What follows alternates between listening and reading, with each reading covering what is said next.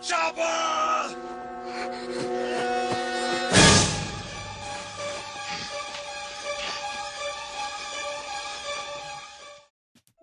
This is where things really start to get different between each version of Fullmetal Alchemist, in the sense that entirely different things that really impact the show's overall meaning and the manga's overall meaning begin to occur.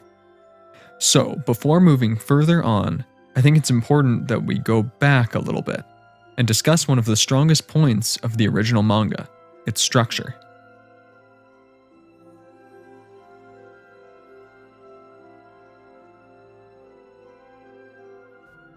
The manga begins in many ways with typical wish fulfillment. In the first and second chapters of the manga, in which we see the Lowart incident I went into detail about in the first episode in this series, Ed is set up as this kind of snobbish kid that can do whatever he wants because he's cool and smart and he's powerful.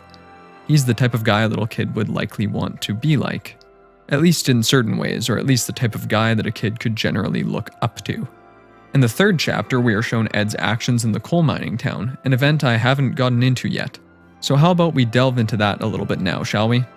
In this section of the story, we see three very important things: Ed's kindness, Ed's willingness to pit himself against the government if he sees good reason to, and Ed's ability to create and execute a plan if given the chance to sit down and think.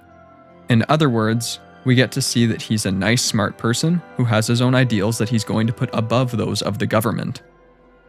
Ed's kindness is shown through how he helps the mining town's people, who haven't been kind to him in the slightest, and quickly lump him in with other members of the government who they've had negative experiences with. He hates to see them mistreated, so he creates a scheme which ends with the mining town's people owning the mining town itself. This whole section shows us that Ed is treated differently because of his status for both better and worse, but it also shows us that he doesn't usually let this alter his actions all that much. Ed's willingness to pit himself against the government is shown through his interactions with Yoki, and the way that he ultimately fools Yoki into giving him the rights to the mining town by transmuting gold, which is technically illegal.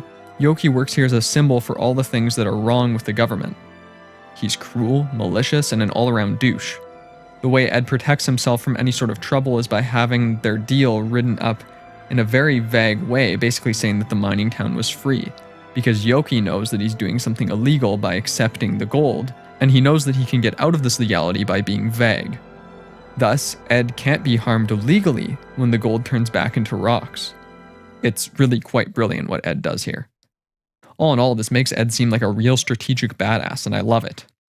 In 2003, this event occurs 2 episodes after the Nina incident, and serves to show us how the Lowart brothers regain their footing after such a devastating loss. We see him helping the townspeople by using alchemy, and considering the horrifying applications of alchemy he's recently witnessed, it's important for him to experience this moment following those episodes. Here he's reminded, and we also are reminded as the viewer, that alchemy can be used to help people instead of to harm them. Considering the idea of "be thou for the people" is repeated within the episode multiple times, and it's the episode's very title, this was clearly an important beat that the show's creators wanted to hit at this moment in the story. In this episode, we're introduced to Lyra, a character who only exists in the 2003 anime. She starts out as an individual who specifically wants to become a state alchemist so she can do all she can to help the state. But by the end of this episode, after seeing Ed's actions, she wants to become a state alchemist so she can help the people. Here we see Ed's use of alchemy as something that can inspire others. Again, the show is making sure to refocus alchemy as a tool and not as something inherently evil. After a couple episodes of showing a darker side of alchemy and a darker side of people in general, this is really important. A great way 2003 does this more specifically is through how Ed uses alchemy to fix this lady's vase. But then later, the vase is destroyed again by Lyra's alchemy.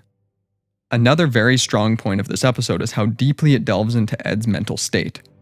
Towards the beginning of the episode, Al tells Winry that they can't go back home because they have no home to return to. After all, they burnt it to the ground. However, after these villagers lose their physical home, they still refuse to leave. The power of a home is something Ed can understand even if he relates to it in a bit of a different way. And hearing the way that they speak of their homes seems to spur Ed into action. In Brotherhood, this mining town event is mentioned and shown briefly, but it's not given any real weight and hardly any time. In other words, it's basically skipped. but it's technically still in there as a flashback, but there's nothing to really delve into with it. As far as the show's overall structure is concerned, it serves no real purpose. So in the manga, the mining town incident serves to show how intelligent and kind Edward is, turning him into even more of a stand-up guy than he already was and seemed to be in the manga. And this sets him up as even more of a fantastic wish fulfillment type character for people to latch onto. In the 2003 anime, it serves to remind the viewer of the better side of alchemy, and to show us that things are looking up for the Elric brothers. In Brotherhood, it's just kind of, there. So anyway, getting back to the manga structure specifically, we are then shown the battle on the train, where we get to see Ed's ability to think on his feet and to fight like a champ. Again, he's being built up as a wish fulfillment type character. Not in a bad way though, that's not what I mean, it's a good way. He's the type of guy anybody might want to be. I can't stress that enough, it's very, very important. After all, for a kid reading Square Enix's monthly Shonen Gangan, or however the hell you pronounce it, Edward Elric would be a very important drive for the series, and it would be important to have this wish fulfillment aspect to really pull people in. This just seems like it's going to be a great Rick rollicking adventure for everybody, boys and girls. I mean, hop on the train, we're going for a ride, it's going to be awesome. Except for that's not quite right. Because the next chapter after this one is the Nina incident. Through this, the manga completely turns the reader's expectations on their heads. Things seem to be going well. They have every right to be going well. This has been a good, overall fun story so far, right? But no, that's not what's going to happen anymore. Ed's life is not what we thought it was, and he's weaker than we originally imagined. He's just some kid who can't even save a little girl. And this is our first time really seeing him as somebody who can be weakened, or as someone who doesn't always do the right thing. It's an exceptional structure, and while 2003 comes close to the structure, I don't think it's quite as strong in that way due to episode 4 and some repetitive moments. That's not to say that 2003's structure is bad, I just don't think it's quite as strong as the manga's. Meanwhile, Brotherhood's structure towards the beginning doesn't even hold a candle to either of them. Its structure is practically non-existent. The Nina incident can't shake us quite as much because we've already seen Ed and Al's trauma with their botched human transmutation. In 2003, we've also seen this, but it has a different purpose in its structure. And in Brotherhood, the battle on the train is skipped as well, and the mining incident is removed towards the beginning. So we don't see nearly as much of Ed being this really powerful character that can get things done before this, so it doesn't shock us as much when this whole Nina thing occurs. I mean, it's still sad, it still sucks, but it doesn't have the same dramatic weight. And this is where Brotherhood's true flaws begin to show. It just doesn't have that strong of a structure towards the beginning. In fact, it has a pretty weak structure by comparison. And it's a real shame considering that both of the other versions of Fullmetal Alchemist have such strong structures. Now that we've gotten that out of the way, let's step back a little bit.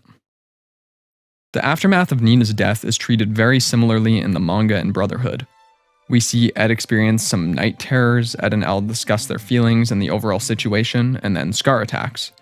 To be frank, I don't think either version emphasizes this sort of feeling specifically enough after these events, especially not when placed against 2003. However, I will say that Brotherhood in particular starts to shine in some of these scenes, specifically the way Al is treated, and the way that we see the sky through Al's eyes as he mentions that he can't feel the rain on his body anymore. It really puts us into his shoes and helps us understand the anguish he must feel. He can only see the rain, he can't feel it, and the way that a drop of rain traces down his cheek to look like a tear is fantastic and a great way of showing just how sad he is and how much he wants to cry but he can't. This moment really gives Al a sense of agency that he just doesn't have in 2003 up to this point. In 2003, however, we dig very deeply into Ed's mind after these events. Al's feelings, unfortunately, aren't really focused on at all, but the way Ed's are handled is just fantastic. Ed's overall treatment in 2003 is such that he is always at the center of the show. Something that I forgot to mention in my last video and something that this awesome commenter named Rhonda brought up and reminded me of was how this big wreath of flowers appears when Ed passes the alchemy exam, and she mentioned how Ed's mother had said that she wanted a wreath of flowers. The familial bond between Ed and Nina was strengthened by this moment incredibly, and I would have really regretted not bringing it up ever. So thanks Rhonda, you keep on rocking. This care for Ed's mindset is followed through the entire episode after the Nina incident. We really get the sense through Ed's general appearance and the way that he chooses to abandon the position he's worked so hard for, how much the event of Nina's death has shaken him. His entire view of state alchemists and his entire view of alchemy in general has been changed due to this moment. For example, when Ed is told that Sho Tucker was shot at by the higher-ups' discretion, a rocking chair is shown rocking back and forth right as the gunshot sounds off. There's quite a bit of emphasis placed here, so I believe that this has to have some sort of meaning. My theory is that this rocking horse is supposed to symbolize Ed's remaining innocence, and that we're seeing how much of his innocence has been affected by this information. After this, we see Ed lash out at Al and basically throw a tantrum. I've heard people complain about this, about the way that Ed acts in the aftermath of Nina's death. But I mean, come on, give me a break. He's 12 years old. If he acted any other way, it would be absolutely ridiculous as far as being realistic in any sense towards his character. I mean, I get that being logical and realistic doesn't necessarily make it a good story or good storytelling, but as far as I'm concerned, this is both the logical route and the best route for the storytelling of 2003.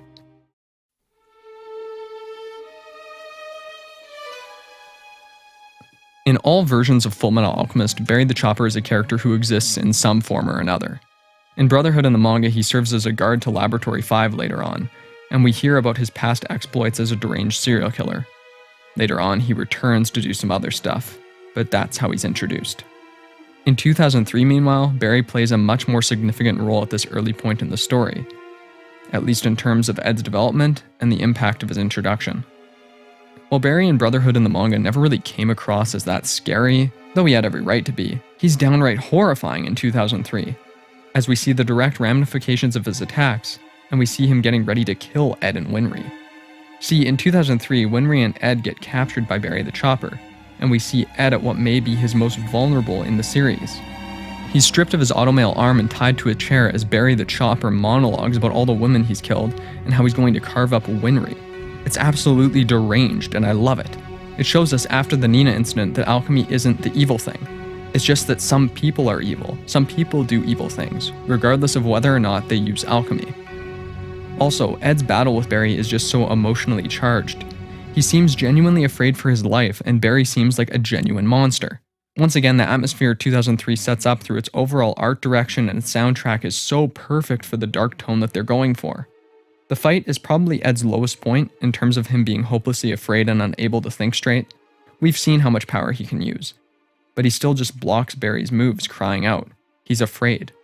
And it's important that we see this side of him right now, because the worse things get for him at this moment, the more powerful it's going to be when he helps the people get their mind back in the next episode, and the more the audience will want Ed to succeed in all of his endeavors like those, and the more that it will feel right that this kid has earned all this praise and his amazing reputation. Well, that's the end of this episode. Thank you for watching yet again. I appreciate the support on this series and on this channel overall so much. You can follow me on Twitter at that Twitter handle I put up. Thanks again. There's some other videos you can check out. I hope that you enjoy this. And remember to comment down below. I love hearing what you guys have to say. Have a great day. Bye-bye.